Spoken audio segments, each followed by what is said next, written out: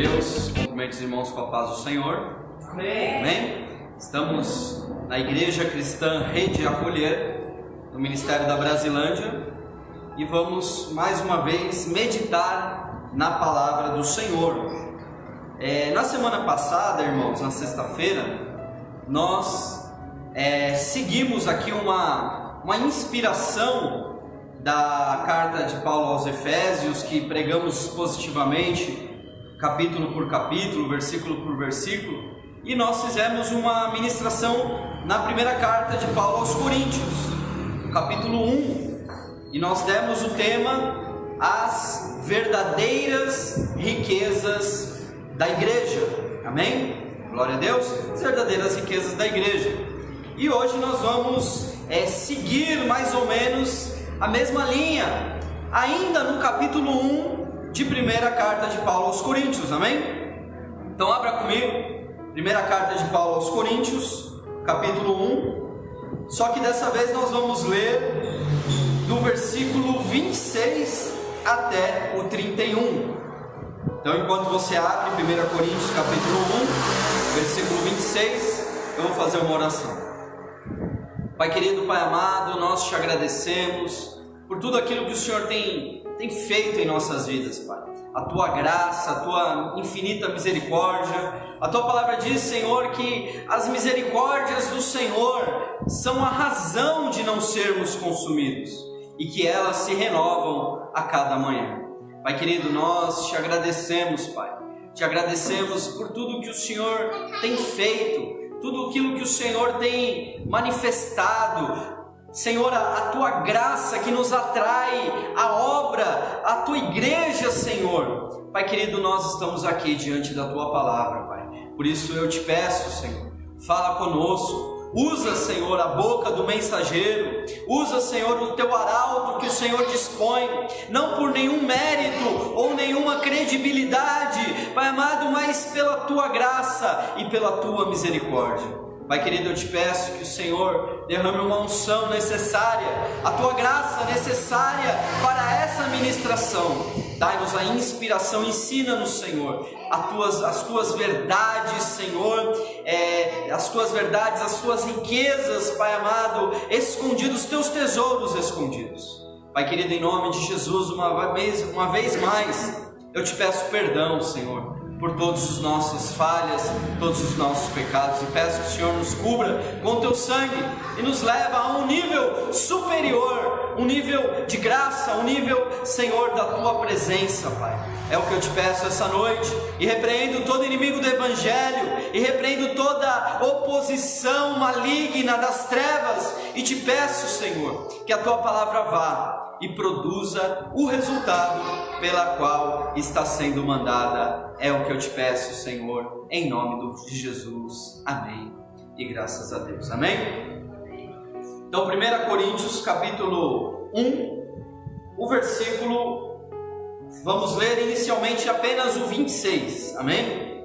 Apenas o 26 diz assim: porque vede, irmãos, a vossa vocação, que não são muitos os sábios segundo a carne, nem muitos os poderosos, nem muitos os nobres que são chamados. Amém? Nem muitos os nobres que são chamados. Então aqui, irmãos, eu quero chamar a atenção dos irmãos para duas palavras que nós lemos aqui nesse versículo 26. A primeira delas é lá no final, quando ele fala acerca dos chamados, né? Ele fala que não são muitos os chamados, muitos os nobres que são chamados. Irmãos, a primeira oportunidade que nós temos essa noite de meditar na palavra do Senhor é acerca da palavra chamados. Irmãos, Deus nos traz um chamado, Deus nos chama para uma obra que Ele estabeleceu, uma obra que Ele sonhou, um projeto que Ele estabeleceu. Irmãos, às vezes as pessoas pensam que Deus está indiferente com aquilo que acontece no mundo. Como se Deus estivesse alheio às coisas que acontecem, como que estivessem passando desapercebidos aos olhos de Deus. Mas irmãos, o nosso mundo, a nossa existência, ela é mais interessante para Deus do que a gente possa imaginar. Ainda que dentre toda a criação, dos astros, dos sistemas solares, de toda a complexidade da existência, irmãos, nós somos a coroa da criação. Nós somos aquilo que Deus criou, que mais trouxe o prazer para Deus, ao ponto de que Ele, ao criar o homem, Ele disse: tudo que fizemos é bom. Mas quando Ele cria o homem, Ele diz: e é muito bom. Ele acrescenta essa satisfação a mais quando Ele cria o homem. Quando Ele nos criou, irmãos, Ele nos criou conforme a sua imagem e semelhança. Então, irmãos, Deus, Ele estabeleceu o mundo como sendo algo importante para Ele. O planeta Terra e toda a criação existente no planeta é importante para Deus, muito mais do que nós imaginamos. Deus se preocupa com coisas simples da terra. Deus se preocupa com coisas do seu cotidiano, do seu trabalho, das suas escolhas, do momento em que você dobra o seu joelho para fazer uma oração, do momento que você faz um gesto de adoração, de louvor. Deus, Ele se importa, irmãos. Deus, Ele criou o homem com um propósito. Ele enviou o seu Filho com um propósito. Jesus Cristo se encarnou num corpo humano como eu e como você, por um propósito. E nesse propósito que Deus estabeleceu, Ele estabeleceu um plano para a humanidade. Deus, Ele estabeleceu um propósito específico para cada um de nós. Então, na onisciência de Deus, na presciência de Deus, Ele já sonhou comigo e com você desde antes da fundação do mundo. Desde antes das estrelas surgirem no sistema solar, desde antes dos anjos serem criados, Deus, Ele já sabia aquilo que nós seríamos através da graça e da misericórdia de Jesus Cristo. Porém, irmãos, Ele não nos fez como simplesmente escravos.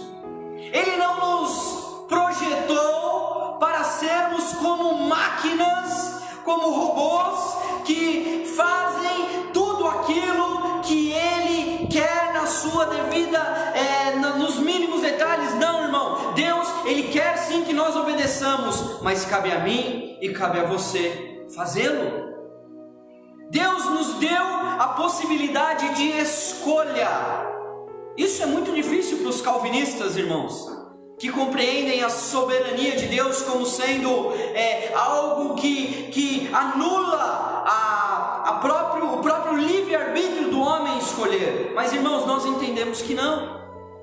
Nós entendemos que nesse plano Deus estabeleceu um chamado, e esse chamado cabe a mim e cabe a você responder a ele.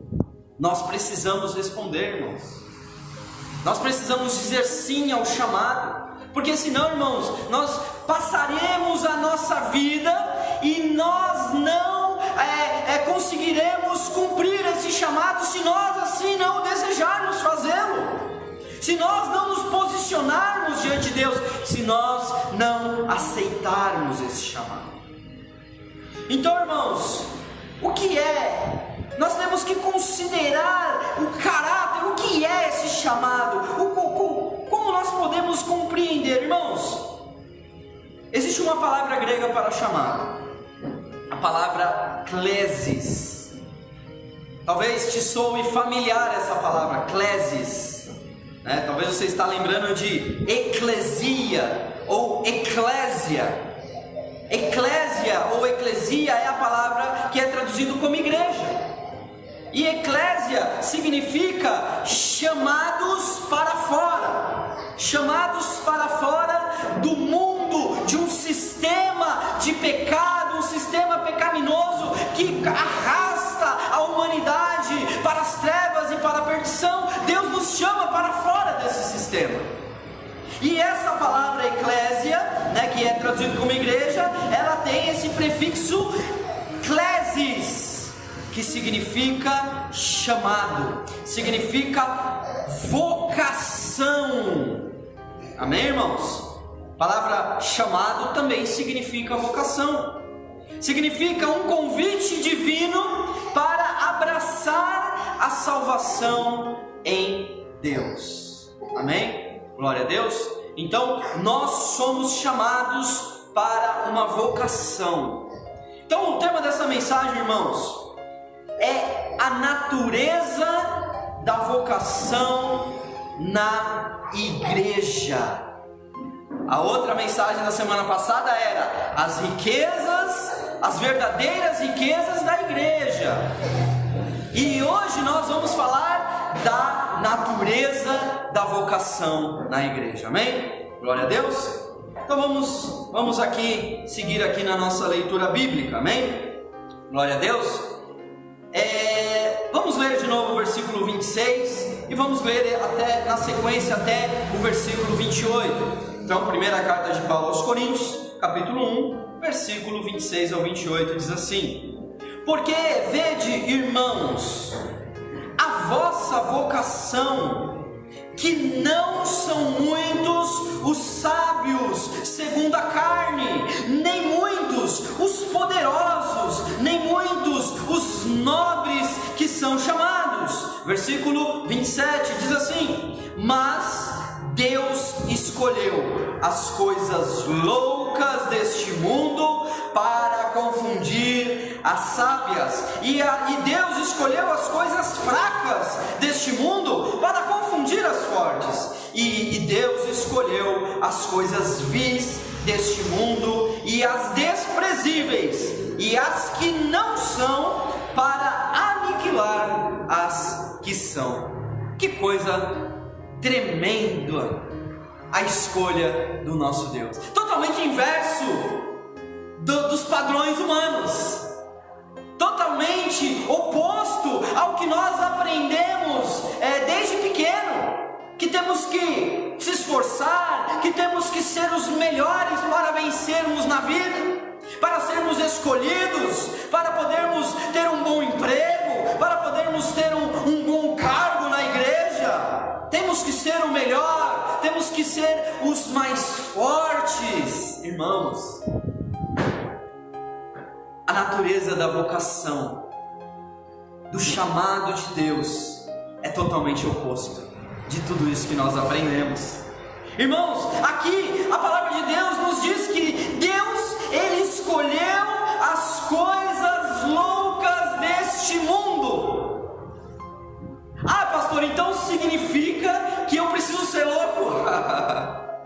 Significa que para eu ser crente eu preciso ser louco? De alguma maneira nós somos até meio loucos, né? Eu gosto de uma pregação do Juliano Som, que no meio da ministração ele fala que nós somos um tanto quanto loucos, né? Ele fala ali com uma inspiração ali, né? Somos um tanto quanto loucos, e isso é uma verdade, porque nós cremos num Deus que nós nunca vimos, mas que nós temos certeza que existe. Aleluia.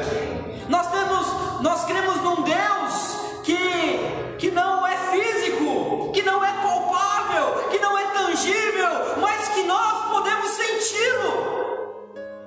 Nós cremos num Deus que não tem uma voz audível, mas que nós ouvimos Ele falar conosco.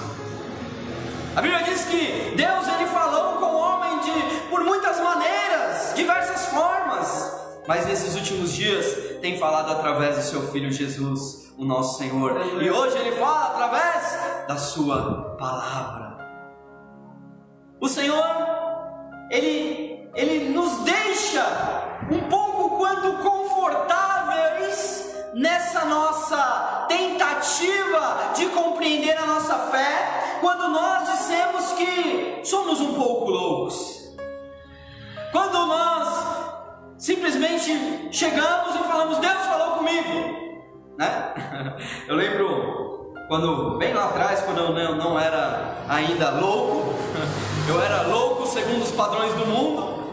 Eu tinha um casalzinho de crente lá no trabalho onde eu trabalhava, e aquele casalzinho virava e eles falavam assim: nós queremos nos casar, mas nós estamos esperando Deus falar conosco. Eu achava aquilo uma loucura. Como que uma pessoa pode querer ouvir, esperar Deus para Deus falar com ela, para ela saber se ela deve ou não casar? Como assim? É uma loucura, irmãos. E é assim que hoje nós vivemos essa loucura do Evangelho, porque o Evangelho é loucura para os que se perdem, mas para nós que estamos sendo salvos é o poder de Deus. É o poder de Deus, essa loucura, a loucura do Evangelho. Nós não somos loucos porque somos irracionais, nós somos muito racionais. Nós compreendemos também com o nosso intelecto as coisas que são da palavra de Deus. Nós também compreendemos, nós não somos ignorantes intelectualmente acerca daquilo que estudamos. Nós estudamos a palavra, nós acabamos de ler uma palavra aqui em grego bíblico, em grego koiné. Nós valorizamos a sabedoria que Deus nos deu, mas quando nós olhamos para a nossa condição em relação ao chamado de Deus para o ministério na igreja, para a vocação na igreja, Ele escolheu as coisas loucas. Porque nós podemos cair na tentação, irmãos, de olhar para a nossa vida ministerial e compreender e nos convencer de que não somos capazes daquilo que Deus nos chamou a fazer. Mas pastor me ungiu e eu não sei eu não sei ler direito, eu não sei falar direito, e ele me ungiu a obreiro. Mas irmãos, o chamado de Deus não é segundo os padrões desse mundo. Eu não sou um pastor porque eu me preparei num seminário. Deveria, mas estou me preparando no seminário do Espírito Santo, que o Senhor tem nos conduzido no ministério do ensino não aprendido simplesmente por teologia, mas um ensino aprendido pelo Espírito Santo, através da sua palavra. Deus tem nos conduzido. Eu sou chamado segundo o padrão de Deus, não é segundo a minha própria sabedoria, porque não foram muitos os sábios segundo a carne, como diz aqui no texto, que foram chamados, nem muitos os poderosos, mas Deus escolheu. Ele não só te chamou por você ser louco, Ele te escolheu, Ele escolheu as coisas loucas. E aí Ele coloca aqui uma condição que Ele, nessa escolha, Ele nos traz já uma missão, pelo fato de ter nos escolhido.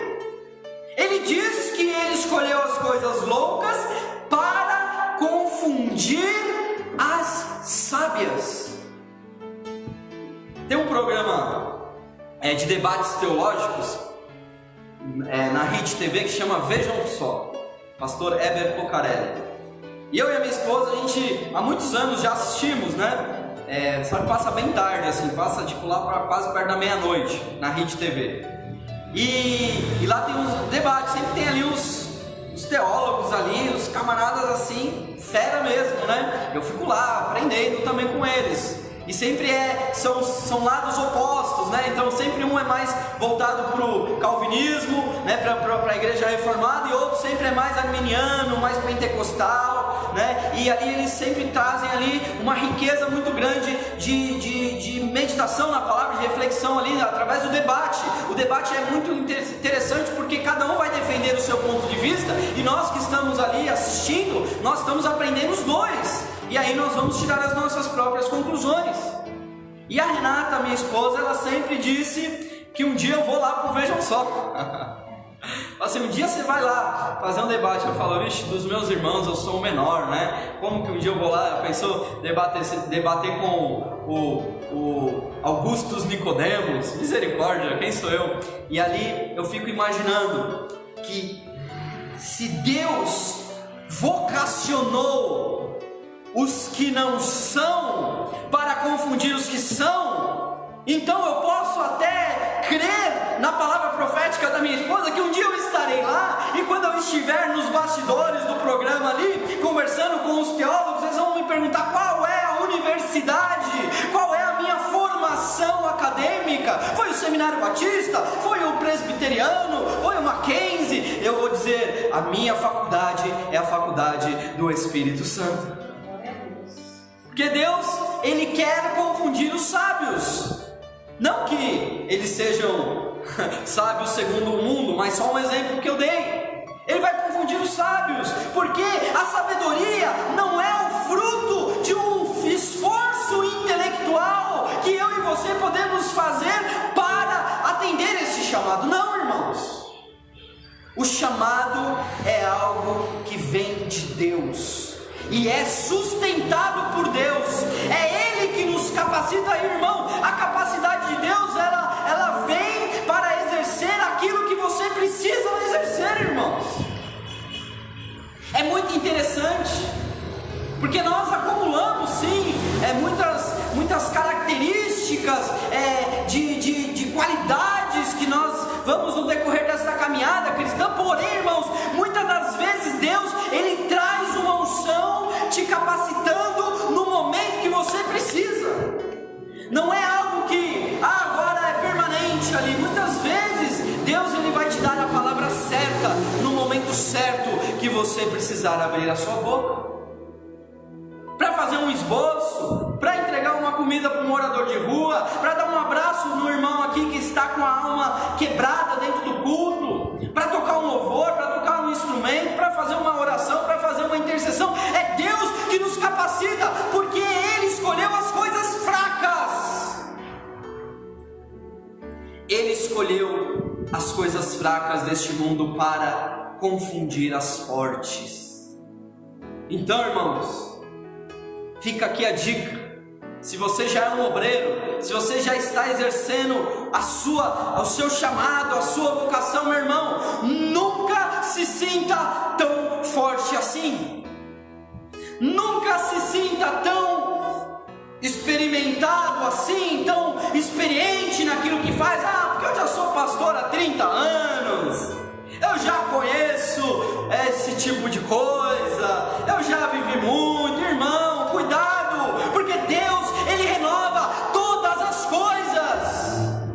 Ele renova a cada dia. A palavra do Senhor diz em Eclesiastes que as misericórdias do Senhor é a razão de não sermos consumidos, e elas se renovam a cada manhã. É a cada manhã. A graça de Deus, ela se renova, ela nos motiva, ela nos impulsiona a prosseguir, porque, irmão, eu e você somos fracos, eu e você somos incapazes, eu e você somos pecadores. Quem somos nós? O que Deus viu em você para que Ele pudesse te escolher? O que Deus viu em mim para que Ele pudesse ver algo de bom em mim? Eu era um lixo, andava num mundo de trevas, atolado no lamaçal do pecado, mas Ele me resgatou, Ele me purificou, Ele me levantou, Ele me capacitou, Ele me chamou, e eu disse sim. E hoje, irmãos, eu continuo errando, e hoje eu continuo muitas vezes tropeçando em minhas fraquezas. Eu ainda muitas vezes cometo pecado, porém a graça do Senhor Jesus Cristo nos basta, porque o poder dele se aperfeiçoa na nossa fraqueza.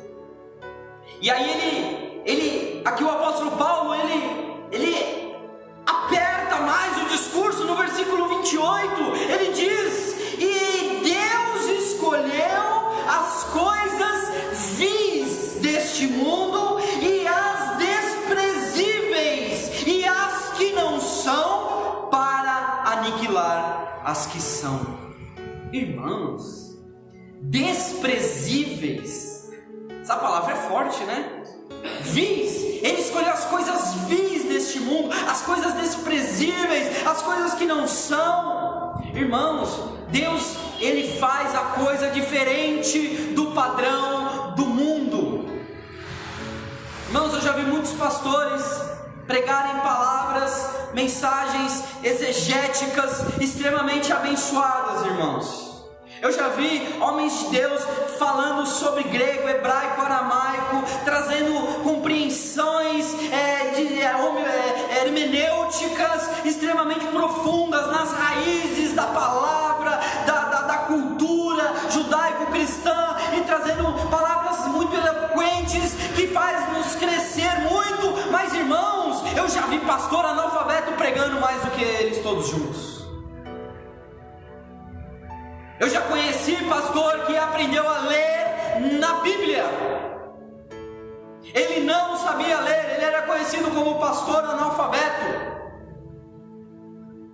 E quando aquele irmão abria a boca, irmãos, era graça sobre graça, era o poder de Deus fluindo, era a misericórdia de Deus ali, através daquele homem simples, aquele homem que não tinha estudo, aquele homem que não tinha capacidades intelectuais tão consideráveis, mas Deus estava usando as coisas desprezíveis, as coisas que não são, para aniquilar as que são. Irmãos, os valores do reino de Deus são diferentes. No reino de Deus, nós muitas vezes perdemos para ganhar. No reino de Deus, nós muitas vezes precisamos sofrer para ter alegria. No reino de Deus, irmãos, nós não dependemos de nós mesmos. Nós somos totalmente dependentes dele. Nós somos totalmente dependentes da graça. Nós somos totalmente dependentes da misericórdia. Olha o que Deus fez, irmãos, na história bíblica. Deus, ele usou trombetas para derrubar muralhas lá em Jericó. Quando o povo chegou diante de Jericó, o Senhor disse a Josué: diga ao povo que marchem e os sacerdotes troquem trombeta durante 7 dias. E no 7º dia eles vão rodear a cidade por 7 vezes, e na 7ª vez todos vão gritar e as trombetas soarão. E quando isso aconteceu, meu irmão, sabe o que aconteceu? Aquelas muralhas caíram com o toque da trombeta. Você tem uma ideia? Alguns estudiosos dizem que as muralhas de Jericó eram aproximadamente 10 metros de largura, porque as casas eram construídas em cima do muro. Tanto é que os espias, quando foram espiar a terra, eles subiram até a casa de Raabe, a prostituta, que acolheu os espias em sua casa, escondeu-os quando os soldados de Jericó vieram para procurá-los, e quando eles foram embora, desceram por uma corda. Eles estavam em cima do muro, a casa era em cima do muro. Como que uma muralha, irmãos, vem ao chão simplesmente pelo toque de trombetas? Deus escolhe as coisas loucas para confundir. Deus, ele reduziu o exército de Gideão, ele reduziu 32.300 homens. Gideão tinha 33.000 com ele. E quando ele foi para a guerra, Deus falou: não, tem muita gente aí. Reduziu o exército de Gideão a 200 homens. E na loucura de Deus, ele colocou para correr todos os midianitas que afligiam Israel nessa época. Olha o que Jesus fez com com 5 pães e 2 peixinhos. Ele alimentou uma multidão com mais de 5.000 homens, fora as mulheres e crianças. Com 5 pães e 2 peixinhos. Um lanchinho que um menino tinha levado para o deserto, seguindo Jesus. O que tens aí? Temos senão 2 pães, 5 pães e 2 peixinhos, e aquilo alimentou uma multidão. Esse texto, irmãos, ele nos traz uma denúncia, irmãos. Esse texto, essa compreensão que nós estamos falando da vocação, da natureza da vocação na igreja, nos traz uma denúncia quando nós lemos que Deus escolheu as coisas fracas. Porque existem muitos pastores ainda, infelizmente, que preferem os mais abastados em detrimento dos menos abastados financeiramente. Então, se aquela família traz um alto dízimo para a igreja, então ele faz uma unção, ele ministra uma unção, ele dá ali os cargos para que a pessoa nunca saia da igreja. Eu não vou falar o nome da igreja, irmão, mas tinha uma igreja que o seu membro era Nossa, esqueci o nome daquele jogador famoso da seleção brasileira, que acho que foi até um dos melhores do mundo. Daqui a pouco eu me lembro. Mas era um jogador crente, que eu não vou lembrar agora. O Kaká, ele era dizimista fiel de uma grande denominação. Imagine quando o Kaká decidiu sair da igreja. Ele foi ungido pastor, tá, irmãos? Ele foi ungido pastor. Será que essa era a vocação dele? Porque ele continuou jogando bola, né? Mas foi ungido pastor. Aleluia. Irmãos, no versículo 29, ele nos mostra que o chamado, ele tem a ver com a salvação, irmãos. Ele fala que nós não podemos nos gloriar, porque tudo isso que Deus fez, esse chamado, tudo que Deus nos possibilitou, a vocação, está dentro da presença dEle, que temos que nos gloriar nele. Olha o que diz 1 Coríntios capítulo 1, versículo 29. Para que nenhuma carne se glorie perante Ele. Irmãos, existem muitos pecados que devemos evitar. Pecados de fraqueza, pecados por omissão, pecados até na área sexual, pecados na área de relacionamento. Nós precisamos evitar esses tipos de pecados, mas, irmão, um pecado que é uma coisa terrível é o pecado do orgulho. Porque aqui Deus está explicando por que Ele fez isso, por que Ele chamou as coisas fracas, as coisas loucas, as coisas desprezíveis, para que nenhuma carne se glorie perante Ele. Não dá para eu me gloriar pelo meu ministério. Hoje nós temos uma pequena igreja, nós estamos num pequeno rebanho, e se um dia Deus multiplicar ao ponto de termos uma igreja com mais de 1000 cadeiras,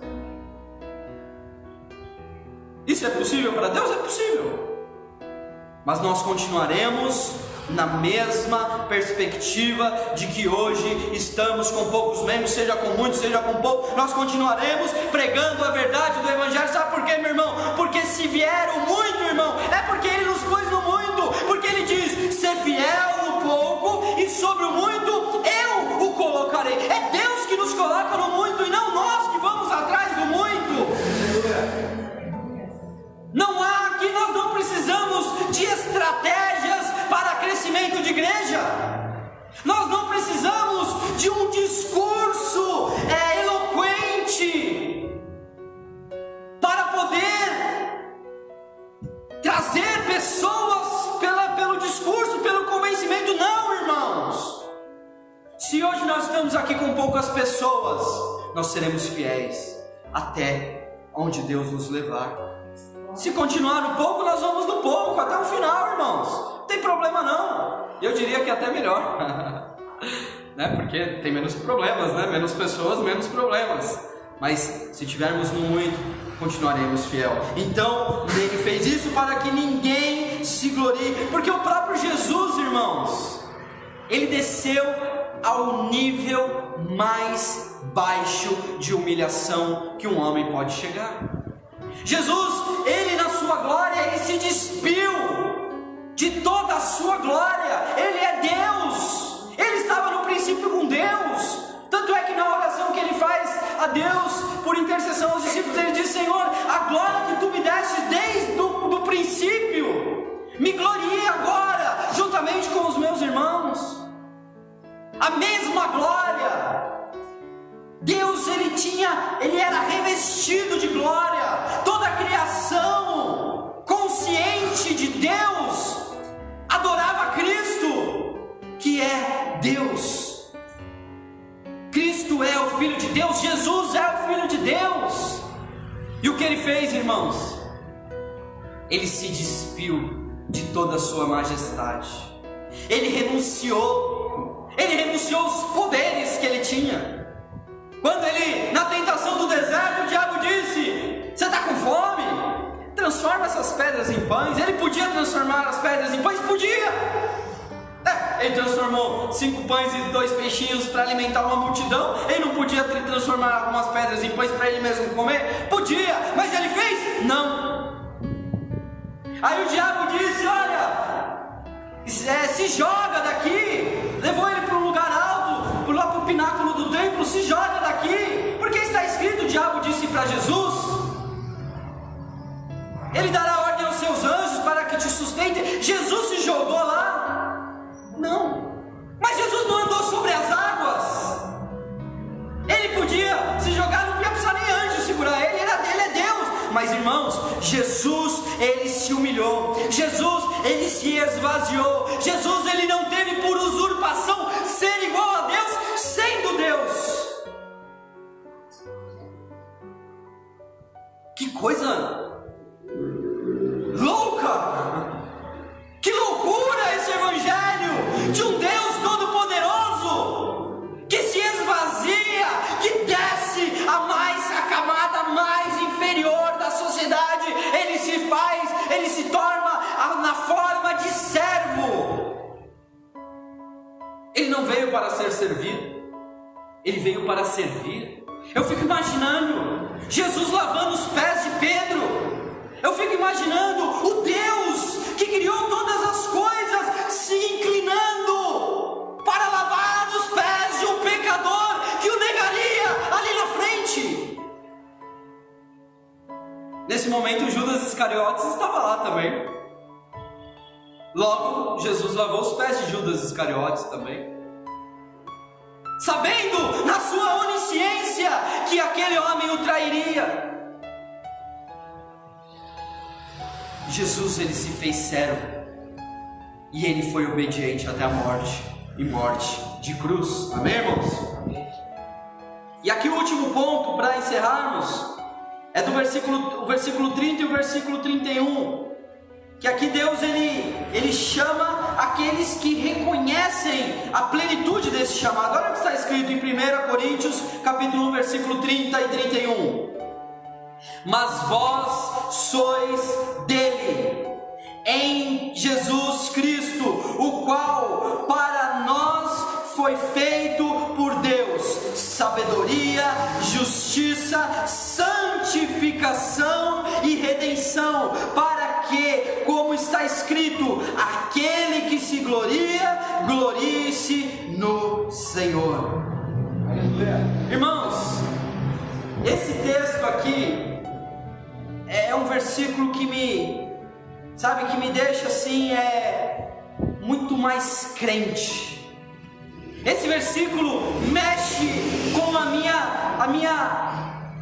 meu entendimento sobre Deus, porque aqui ele diz que nós somos dele e que Jesus, ele foi feito para nós. Olha que interessante esse texto, leia comigo novamente. Mas vós sois deles em Cristo Jesus, o qual para nós qual para nós, foi para quem, irmãos?